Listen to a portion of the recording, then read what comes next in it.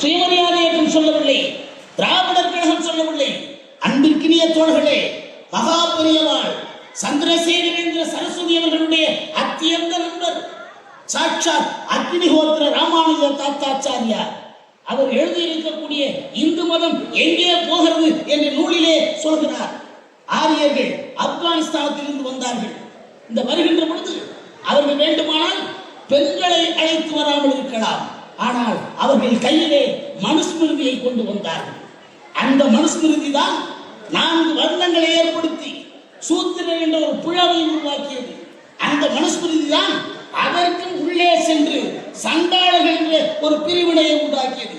இந்த மனுஸ்மிருதி தான் இந்த மண்ணிலே நீண்ட நாட்களாக கிரிமினலாக குற்றவியல் சட்டமாக இருந்திருக்கிறது என்று சுயமரியாதை இயக்கம் அல்ல, நம்முடைய ஆசிரியர் தமிழர் தலைவர் அல்ல, இந்து மதத்திற்கே வேதங்களுக்கே வியாக்கியானம் செய்த சாட்சாத் அக்னிஹோத்திர ராமானுஜ தாத்தாச்சாரியார் பதிவு செய்திருக்கிறார்.